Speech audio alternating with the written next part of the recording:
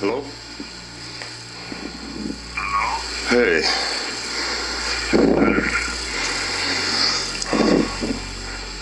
Good morning to you. Good morning to you. What are you doing? Oh, I'm just sitting here. Sitting, looking at nothing. Doing what? Sitting, just looking out at nothing. I was sitting here looking outside. Would you like something to do? Oh, like what? Depends. Well, there's a little piece of me that got to that nobody knows about. I thought I'd try to ring it up and bring it out into perspective. Yeah, what is it? What's a little trip about a drum? Seated across from me, Charles Manson leaned in, and with the flicker of the visiting room's fluorescent lights, he had me in another time and another space. He wove tales of his time in West Virginia under the shadowy employ of the mob. His stories painted a daring picture, stealing cars under the moonlit skies, running moonshine through the winding hills, and smuggling guns destined for Castro's hands in Florida, all from the back seats of stolen cars. Many would scoff at the idea of Manson orchestrating such exploits in the heart of hillbilly country. Yet as Manson spun his yarns, the thread of truth began to weave together with an eerie coherence.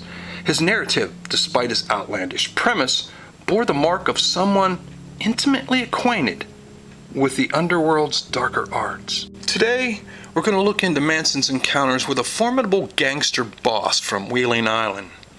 An island where the alliances were forged in secrecy and the loyalties were bought with blood. You know, the Puerto Rican music is like, in the world, Puerto Rican jazz is like pretty close to being the top of the music. Because it has a lot of flow to it. Like cha-cha and rumba and mambo. All those Jamaica trips always come out from the Puerto Ricans. Puerto Rico's a small little island, but it's so big and powerful in spirit. Are you up on that? Yes. Well, Back in 1881, the West Virginia State Fair opened its gates on Wheeling Island. By 1895, a racetrack had been added, transforming it into a jockey club. Fast forward to 1945, when the notorious crime boss and bootlegger William Big Bill Iacocca snagged the Wheeling Island racetrack in a bankruptcy sale. well, just so happens that being in the Wheeling racetrack, when Bill Lyle used to run it, they had some Puerto Rican jockeys. And I used to be to the stall, looking out the stalls and shit. Yeah. So I kind of got in with the Puerto Ricans because I could fight real good. And they like to think that they were boxers, right? Yeah. William Big Bill Iacocca snagged the Wheeling Island racetrack in a bankruptcy sale. But Big Bill wasn't just any gangster.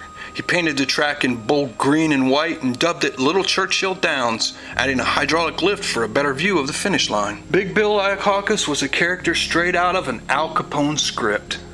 Like Capone, he finally met his match with the feds on tax evasion charges, but not before earning a reputation for generosity, because he handed out turkeys to the locals every Thanksgiving. In 1952, the feds seized the racetrack from Big Bill, but couldn't manage to turn a profit running it themselves. So guess what? They ended up rehiring Big Bill, who then became the highest paid government employee of his time. The saga with the federal government continued in 1953 when Bobby Kennedy attempted to deport Big Bill. However, the authorities hit a snag. Nobody could confirm if Big Bill was born in Greece or right there in Wheeling. Finally, in 1957, the racetrack changed hands once again. and all the proceeds went straight towards settling Big Bill's hefty tax debts. My family told me of these tales during our visits to the track in the 1970s. Though Big Bill had passed on and the races had switched to harness racing, these tales, they lived on back there in Wheeling, West Virginia. It was Charles Manson who would later expand my understanding of these gangster hillbillies. Yeah. They were small and fast. I'm not saying they weren't good. They had one named Santiago. I could never whoop him because that motherfucker was too fast. But I gave him a good run because I was kind of young, you know. So I kind of got in with the Puerto Ricans. So when I went to L.A. later, I got out of prison. I got to play music with the Mexicans in prison.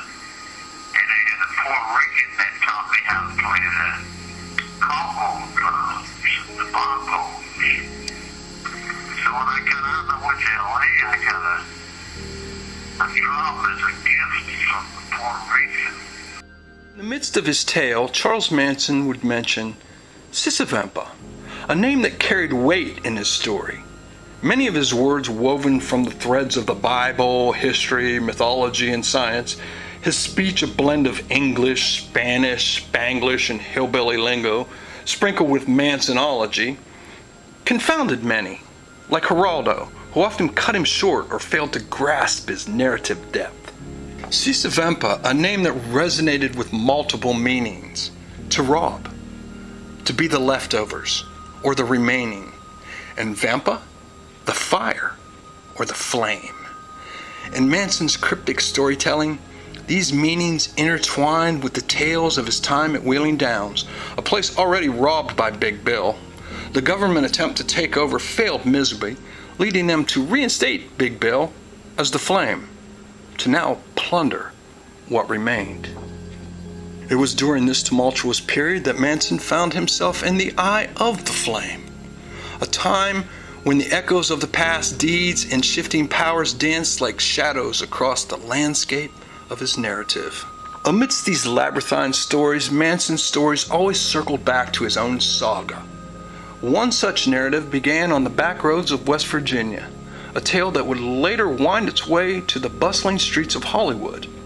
It was there, amidst the glamour and grit of Tinseltown, that Manson found himself tangled in the dealings with Puerto Ricans. So this is only the beginning of this conversation. This story, like Manson's tales themselves, stretches beyond borders and timelines.